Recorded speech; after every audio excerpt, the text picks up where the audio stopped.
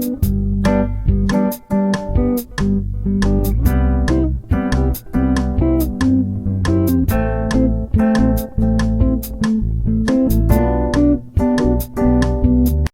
Everyone, हम लोग पढ़ रहे हैं क्लास 9 बायोलॉजी का chapter diversity in living organism. और इस चैप्टर में हम लोग पढ़ रहे हैं प्लांट किंगडम के डिफरेंट डिविजन्स को। अभी तक हम लोग पढ़ चुके first division thallophyta, second division bryophyta, third division pteridophyta. और अब हम लोग दो न्यू टर्म को समझेंगे, that is cryptogam and phanerogams. Cryptogam and phanerogams को समझने से पहले एक बेसिक चीज को समझना जरूरी है, और वो है रिप्रोडक्शन। प्लांट्स में रिप्रोडक्शन होता कैसे है? प्लांट्स में दो तरह से रिप्रोडक्शन होता है, एक एसेक्सुअल रिप्रोडक्शन और दूसरा सेक्सुअल रिप्रोडक्शन। तो अभी हम लोग सेक्सुअल रिप्रोडक्शन को समझेंगे। सेक्सुअल रिप्रोडक्शन को इसलिए समझेंगे क्योंकि ये क्रिप्टोगैम एंड फेंड्रोगैम टर्म को समझने के लिए जरूरी है। सेक्सुअल रिप्रोडक्शन में male gamete, this is symbol of male gamete, fuse करता है फीमेल गैमेट के साथ में, this is symbol of female gamete. ये दोनों फ्यूज करते हैं, दैट मीन्स फर्टिलाइज करते हैं और बनाते हैं सिंगल सेल स्ट्रक्चर, जिसको कि हम लोग जाइगोट बोलते हैं। This is zygote. किससे बना ये जाइगोट? जब मेल गैमेट फीमेल गैमेट के साथ में फ्यूज किया तो एक सिंगल सेल स्ट्रक्चर बनाया, जो कि जाइगोट कहलाता है। इस जाइगोट के अंदर डिवीजन होता है माइटोसिस के थ्रू, और एक मल्टी सेलुलर स्ट्रक्चर बनाता है, जो कि एम्ब्रियो कहलाता है। ये जाइगोट आगे चलकर बनता है एम्ब्रियो। यही एम्ब्रियो आगे चल करके बनाता है न्यू प्लांट। New plant. तो न्यू प्लांट कौन बनाता है?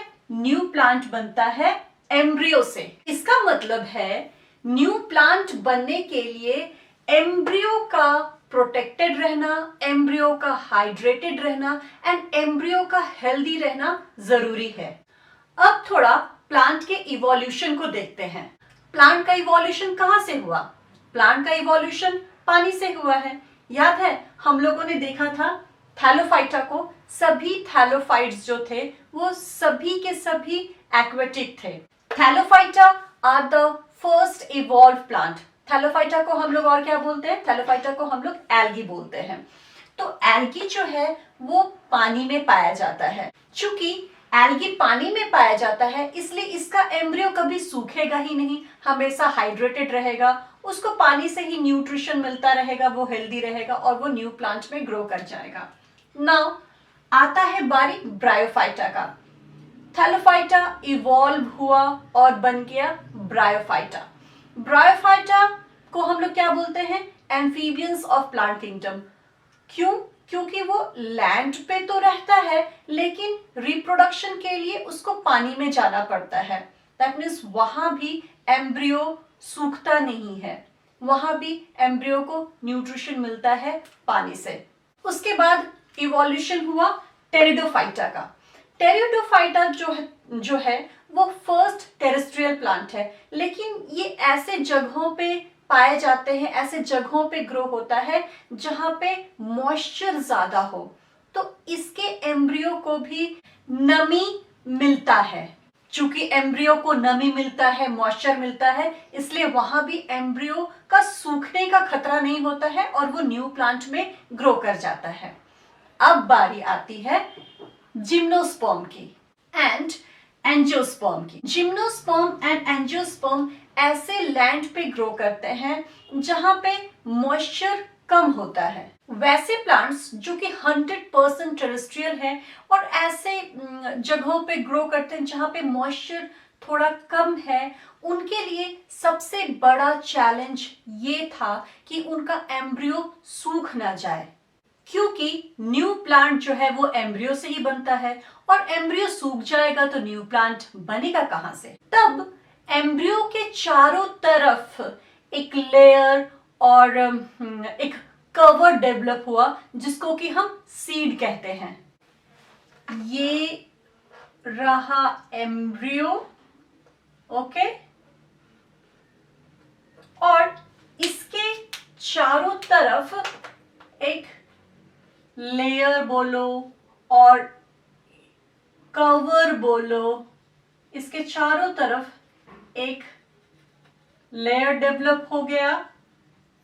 इस चीज को हम कहते हैं सीड। और ये सीड जो है जर्मिनेट होता है, जर्मिनेट होने के बाद में एम्ब्रियो से नया पौधा बनता है, इसको हम सीड कहेंगे। और सीड के अंदर क्या पाया जाता है? सीड के अंदर पाया जाता है embryo. This is what? This is embryo. इस सीड का काम है एम्ब्रियो को हाइड्रेटेड रखना, एम्ब्रियो को प्रोटेक्टेड रखना और एम्ब्रियो को हेल्दी रखना। जब सीड को फेवरेबल कंडीशन मिलता है तो ये सीड जर्मिनेट होता है और एम्ब्रियो न्यू प्लांट बनाता है। अब एक सवाल आता है कि जायगोट तो डेवलप होकर के एम्ब्रियो बन गया, तो सीड किस चीज का डेवलपमेंट है? सीड जो है वो ओव्यूल का डेवलपमेंट होता है। ओव्यूल डेवलप होकर के सीड में मॉडिफाई हो जाता है। Now what is ovule? Ovule is a part of female reproductive organ. Suppose कि ये एक फीमेल रिप्रोडक्टिव ऑर्गन है। इस फीमेल रिप्रोडक्टिव ऑर्गन के इस पार्ट को हम ओव्यूल कहते हैं। और ओव्यूल के अंदर क्या पाया जाता है? ओव्यूल के अंदर जो है एम्ब्रियो पाया जाता है। और ये ओव्यूल ही आगे डेवलप होकर के सीड बन जाता है। सो सीड किससे बनता है? सीड ओव्यूल से बनता है। ओव्यूल कहां पाया जाता है? फीमेल रिप्रोडक्टिव ऑर्गन में पाया जाता है। इसका मतलब जो फीमेल रिप्रोडक्टिव ऑर्गन होगा वो वेल डेवलप्ड होगा, तभी उसमें ओव्यूल पाया जाएगा एंड ओव्यूल जो है वो डेवलप होकर के मॉडिफाई हो जाएगा सीड में। इसका मतलब है सीड्स वहीं बनेगा जहां पे कि सेक्स ऑर्गन वेल डेवलप्ड होगा, रिप्रोडक्टिव ऑर्गन वेल डेवलप्ड होगा। Now come to the main point, that is cryptogam and phanerogam. Crypto का मतलब होता है हिडन। क्रिप्टो का मतलब होता है हिडन एंड गैम्स का मतलब होता है रिप्रोडक्टिव ऑर्गन। क्रिप्टोगैम्स वो प्लांट है जिसके अंदर रिप्रोडक्टिव ऑर्गन हिडन होते हैं या फिर इनकॉन्स्पिक्यूअस होते हैं। क्यों हिडन होते हैं? क्यों इनकॉन्स्पिक्यूअस होते हैं? क्योंकि यहाँ पे तो सीड की जरूरत ही नहीं है। चूंकि यहाँ पे सीड की जरूरत नहीं है इसीलिए यहाँ पे सीड नहीं होता, इसीलिए इसको सीडलेस प्लांट कहते हैं। क्रिप्टोगैम्स का दो इंपॉर्टेंट पॉइंट है, one is hidden reproductive organ और इनकॉन्स्पिक्यूअस रिप्रोडक्टिव ऑर्गन्स एंड दूसरा सीडलेस प्लांट। और क्रिप्टोगैम का एग्जाम्पल्स है thallophyta, bryophyta, pteridophyta. Now phanerogam. Phanero means visible and gams का मतलब तो पता ही है, रिप्रोडक्टिव ऑर्गन्स, रिप्रोडक्टिव ऑर्गन्स। वैसा प्लांट जिसका रिप्रोडक्टिव ऑर्गन इजीली विजिबल हो उनको हम फेंड्रोगैम्स कहते हैं। और रिप्रोडक्टिव ऑर्गन वेल डेवलप्ड होगा, इसका मतलब उसमें ओव्यूल होगा। ओव्यूल होगा तो वो डेवलप हो जाएगा और मॉडिफाई हो जाएगा सीड में। तो इस तरह के प्लांट को हम सीड बियरिंग प्लांट भी बोलते हैं। First point is visible reproductive organ and second point is seed bearing plants. थोड़ी देर पहले बता ही चुकी हूं कि सीड्स क्यों होते हैं. सीड इसलिए होते हैं ताकि वो एम्ब्रियो को सूखने से बचा सके. फैंड्रोगैम्स के दो important point. First is reproductive organs are easily visible and second point they are seed bearing plants. Phanerogams के अंदर दो तरह के प्लांट आते हैं. One is gymnosperm and second is angiosperm. अभी तक मैंने जो समझाया वो सिर्फ समझने के लिए था, याद रखने के लिए नहीं था. और जो याद रखना है वो ये याद रखना है कि cryptogams are the plant in which reproductive organs are inconspicuous and they are seedless plant, and phanerogams are the plant in which reproductive organs are clearly visible and they are seed bearing plants. In a very short, you can say that seedless plants are cryptogams and seed bearing plants are फैंड्रोगैम्स.